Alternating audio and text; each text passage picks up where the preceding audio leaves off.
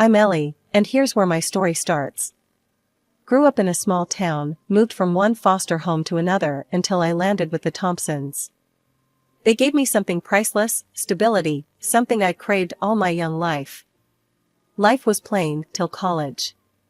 I was the first in my foster family to hit the big city for college, studied languages, Japanese, to be exact.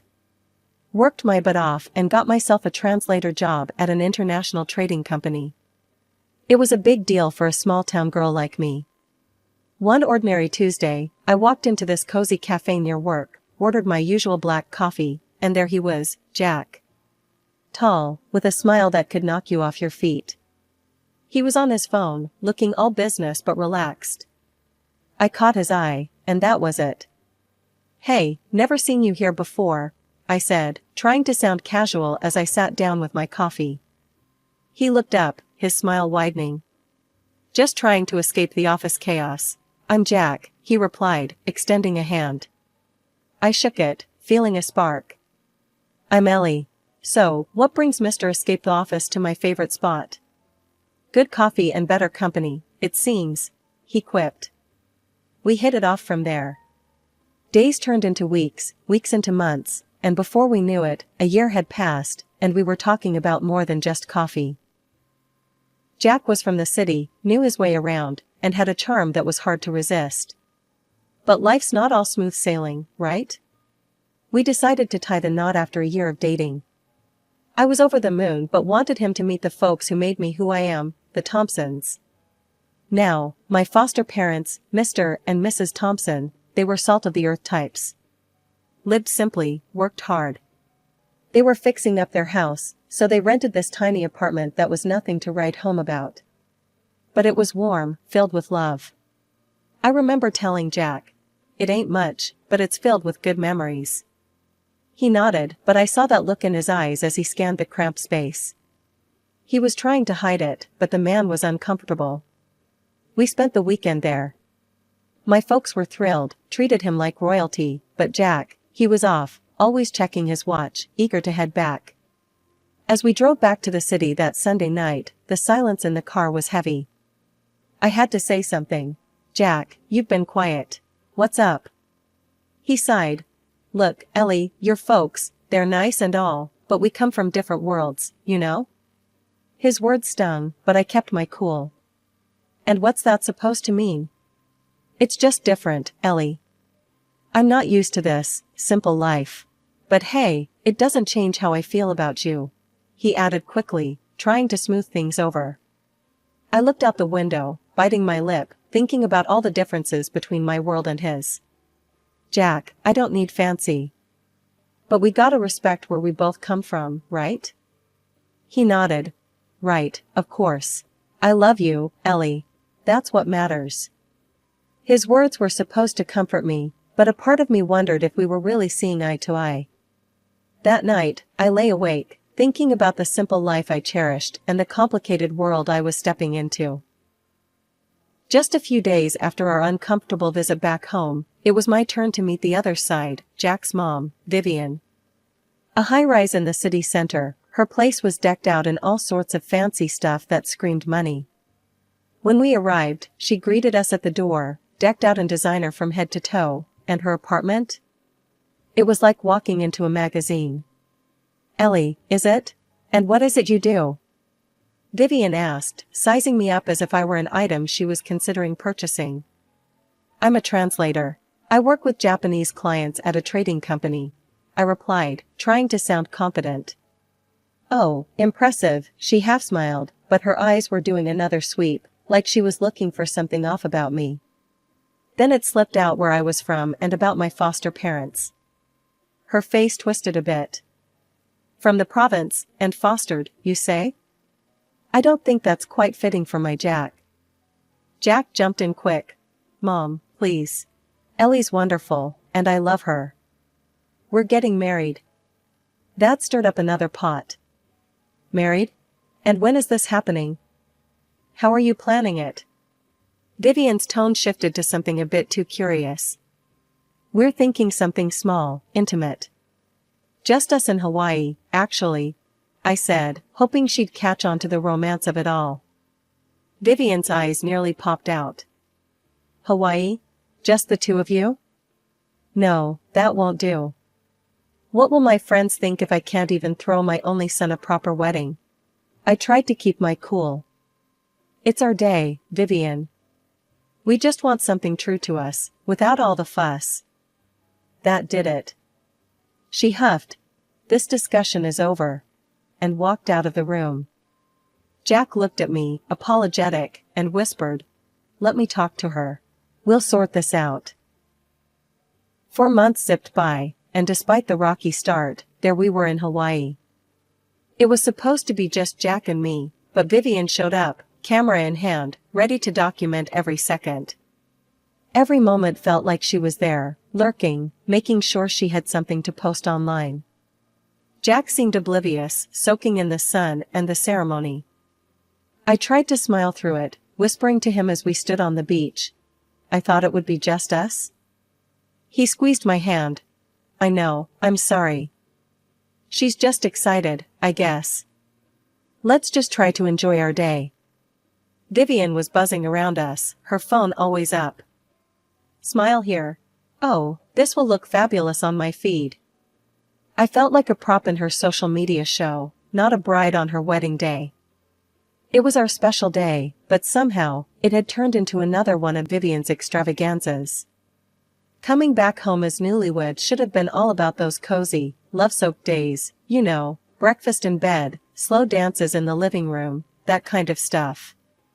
And it was, at least at first. Jack slipped this stunning ring on my finger the day we got back, the kind that catches the light and just won't quit sparkling. It's been in my family for generations, he told me, his eyes all lit up with something like pride. Be careful with that ring, Ellie. It's more than just expensive, it's an heirloom. Vivian chimed in, hovering over us like some kind of dark cloud on a sunny day. Her reminder felt more like a warning, making my heart sink a bit. The first few weeks, Jack and I were in our little bubble, stealing kisses, making dinners together, the whole 9 yards. But then Vivian started dropping by. Unannounced. All the time. It started one afternoon when I was folding laundry and the doorbell rang. There she was, Vivian, with that look on her face like she was about to inspect a military base. Just checking in on my favorite newlyweds, she said, but her eyes darted around like she was searching for something wrong. I tried to be polite, make small talk even as she wandered into the kitchen, her fingers sliding over every surface. Ellie, darling, do you ever clean? And where are the fresh vegetables? A man needs his greens. Her tone was dripping with disapproval. Jack just shrugged it off when I told him later. She means well, babe. Just try to go with it. Go with it? I echoed, frustration bubbling up. Jack, she's treating me like I'm on trial in my own home. He kissed my forehead, all casual like that was supposed to fix everything. She's lonely, Ellie. Let's just cut her some slack, okay? Slack turned into more slack, until one day I got home late from work. We'd just signed a huge contract with a new client from Japan, and I was buzzing with the thrill of it all, that is, until I found Vivian in my living room, an uninvited storm brewing. I heard you've been spending a lot of time at the office. Late nights, She raised an eyebrow, her voice thick with suspicion. Yeah, it's a big project. Lots of new opportunities. I tried to explain, but she had a different opinion. 2 days later, Vivian personally came to my office and began counting out loud the men working with me, loudly suggesting I could be having an affair with one of them. Then, without an invitation, she barged into my boss's office. Seeing he was already elderly, she loudly proclaimed, "Well, she definitely won't mess with the old man." I was mortified, my face red as a beetroot. I demanded she leave, apologizing profusely to my boss and colleagues for the disruption. Thankfully, my boss, Mr. Jackson, had a sense of humor and just laughed it off, but the damage was done. That night, I'd had enough. I cornered Jack in our bedroom, my voice low and tight. Your mom crossed a line today, Jack. She's accusing me of cheating. It has to stop. He sighed, long and heavy. Just try to get along. Please, for me. But getting along felt more and more like putting up with nonsense. Things between Jack and me started getting rocky, and due to the fact that Vivian was always whispering in his ear. Lately, Jack had been picking apart everything about me, from the way I dressed to the hours I worked. He had never minded before, but suddenly, everything was a problem. Ellie, why you gotta wear that to work? Jack frowned one morning as I got ready. It was just a blouse and skirt combo, nothing fancy. It's professional, Jack. What's wrong with it? I replied, adjusting my skirt. It's too much. You're just inviting comments, working with all those guys. His tone had an edge, and I knew this wasn't really about my clothes. That was becoming a regular thing now. It got worse on my birthday. My boss gave me a small gift, a book with a note that read, "To my practically daughter." It was innocent, a kind gesture, but Jack blew it out of proportion. You see? That's exactly what I'm talking about. Why is he giving you gifts? It's not right, Ellie. Jack was livid when he saw the book. Jack, it's just a book. He's like a father figure to me.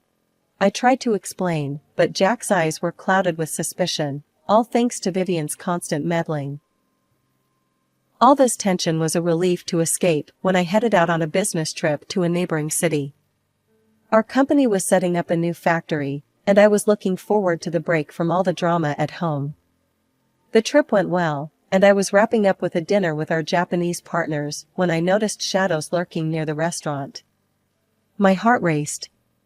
The street was dimly lit, but as I walked towards my hotel, the shadows moved closer. Panicked, I asked two colleagues to walk me back. As we neared the hotel entrance, the light from the lanterns revealed who was following me, Jack and Vivian. What the hell, Jack? What are you doing here? I blurted out, unable to hide my shock. Vivian stepped forward, her face twisted in anger. We're making sure you're not up to no good. Can't trust you around all these men, can we? My colleagues were staring, and I felt my face burn with embarrassment. Trying to calm the situation, I said, "This is ridiculous. You're both acting like I'm some kind of criminal." But Vivian wasn't having it. "I'll be telling your parents about this. They should know what kind of woman you've turned out to be." I couldn't hold back a bitter laugh. "Go ahead, tell them. They'll laugh you out of town." The ride back was a silent one. Jack and his mother sat in the front, and I was alone in the back seat, staring out the window, the city lights blurring into streaks of color as tears filled my eyes. I was married to the man I loved, but it felt like I was trapped in a bad dream, with Vivian as the relentless nightmare that wouldn't end. Vivian had actually gone through with her threat and showed up at my parents' place. I couldn't believe it when Mom called me, her voice shaking as she recounted what had just happened. "She was here, Ellie," Mom said, her voice strained. "She demanded to see your father right away, so I gave her the address to his workshop." I felt my stomach drop. Dad was at his workshop, where he spent most of his days crafting and creating in his element. Mom continued, "Your mother-in-law went there, saw your father in his work clothes, all stained from the glass dyes, and she just scoffed."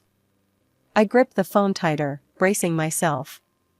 "When your father went over to greet her, he apologized for not shaking her hand, his were all stained from work, you know?" She looked at his hands, Ellie, made a face, and said something awful about coming to this backwater for nothing. My heart sank as I listened. "She said she understands now why you turned out the way you did, and just left without another word." "Thanks for telling me, Mom. I need to think about what to do." I hung up, feeling a mix of anger and hurt swirling inside. It wasn't long before Vivian made her next move. The very next day, she cornered me in the living room, her eyes cold and judgmental. "Ellie, now I see where you get your manners, or should I say, lack thereof. Your father, an ordinary worker, his hands permanently dirted. What kind of upbringing, what kind of manners, could you possibly teach any children?" I shuddered to think. Her words were like daggers, but before I could respond, Jack walked in. Instead of defending me, he went straight to his mother, taking her in his arms.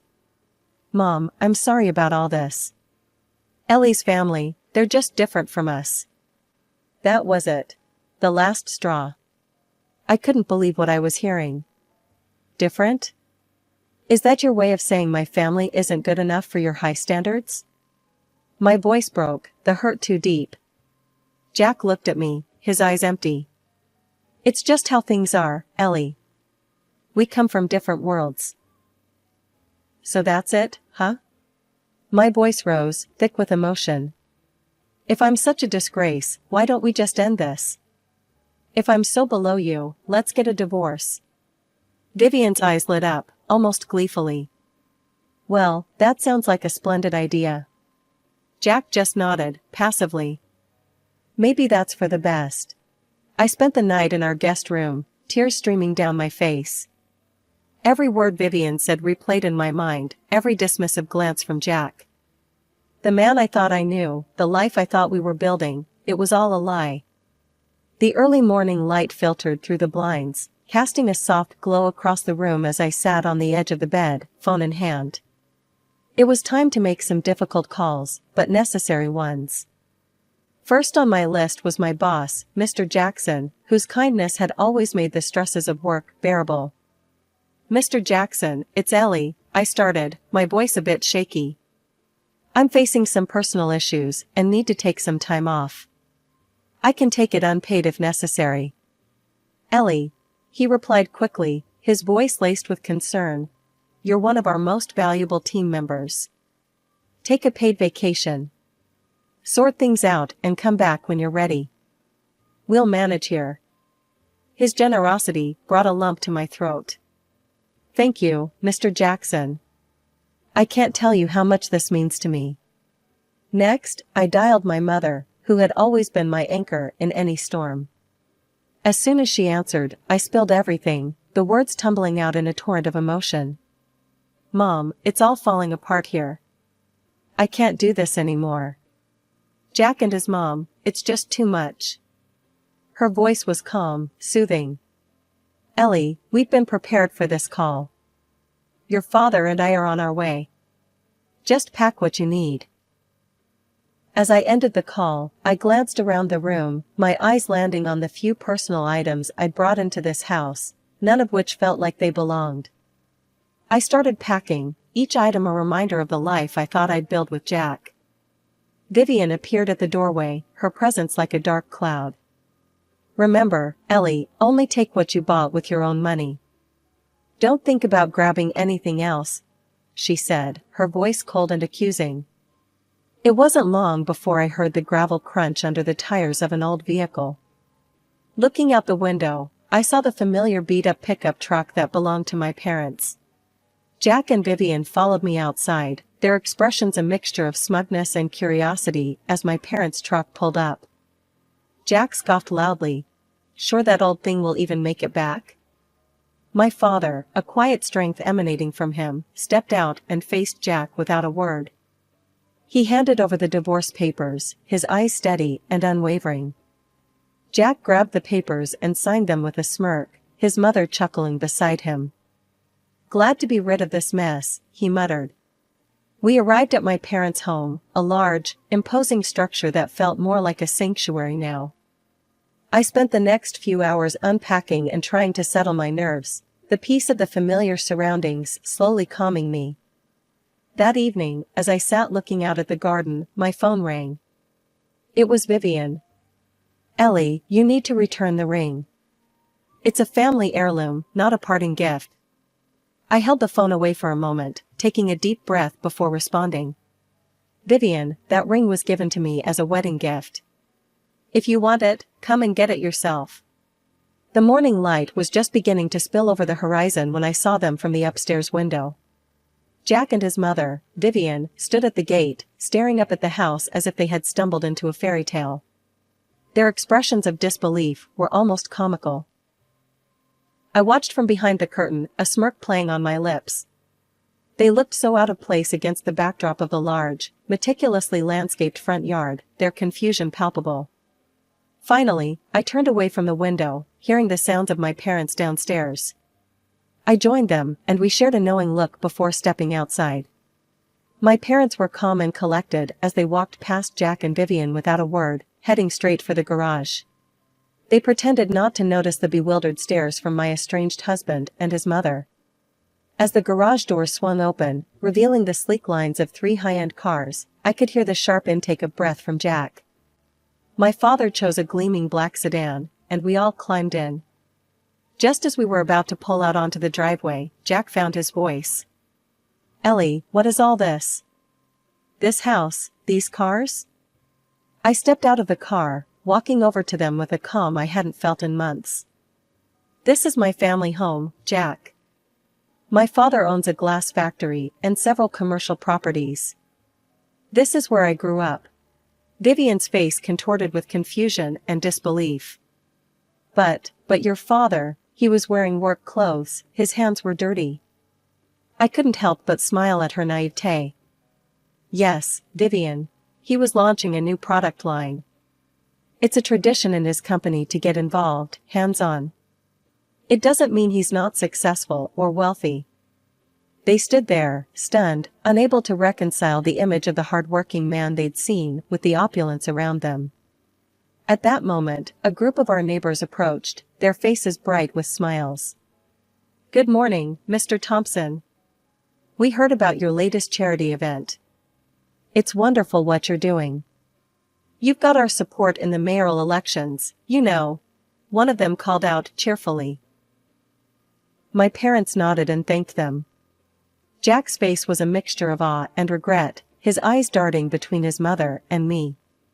Vivian looked like she had swallowed something bitter, her earlier arrogance washed away by the undeniable reality in front of her. I turned back to the car, giving Jack and his mother one last look. "Well, I guess you see things a little differently now," I said, not unkindly. Their expressions, a mix of shock and realization, were all the confirmation I needed that the past, with all its hardships and heartaches, was finally behind me. The morning's revelations hadn't even settled when Jack made his move. He shoved his mother aside with such force that she stumbled. "It's all your fault, you know. You pushed her away with your nonsense," he shouted at her, his words laced with bitterness. Then, turning to me, his demeanor changed completely. He rushed over, trying to pull me into an embrace, his hands reaching out as if trying to erase everything with a simple touch. "Ellie, please, listen to me. We were good together, weren't we? I love you, I really do," he pleaded, his voice a desperate whisper. I recoiled from his touch, the warmth we once shared long extinguished by his betrayal. "Stop, Jack. Just stop," I said firmly, pushing him away with all the strength I could muster. I quickly got into the car, my heart pounding. My father, without a word, pressed the remote control, and the garage doors began to close behind us. Jack and his mother stood there, calling out, their voices a blend of desperation and disbelief. "Ellie, please, forgive us. We didn't mean any of it," Jack yelled, his voice cracking under the strain. Vivian, scrambling on the ground for the dignity she'd lost, joined in. "Ellie, my dear, I was wrong. Please." As we drove away, the finality of the moment weighed on me, but a part of me needed closure, a definitive end to this chapter of my life. As we reached the end of the driveway, I asked my father to stop the car. Jack, thinking this was his chance, ran up to the car, his face lit up with hope. His mother, a few paces behind, tried to catch up, her earlier elegance replaced by desperation. Without a word, I rolled down the window, pulled the wedding ring from my finger, and held it out for a brief moment. Jack's eyes widened as he realized what was about to happen. "This is where it ends, Jack," I said, my voice steady. With that, I threw the ring out of the window. It glittered briefly in the morning sun before landing on the soft grass beside the road. Jack's mother, ever the opportunist, rushed to where the ring had fallen, her hands scrambling through the grass. I rolled up the window, shutting out their pleas and the painful past they represented. "Let's go, Dad," I said quietly.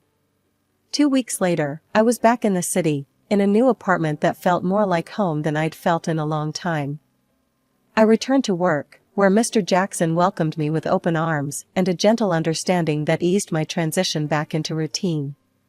Jack made several attempts to contact me, each more desperate than the last. He claimed to have cut ties with his mother, begging for another chance. But some things, once broken, can't be mended. I told him it was over for good this time, and blocked his number. No more words were needed.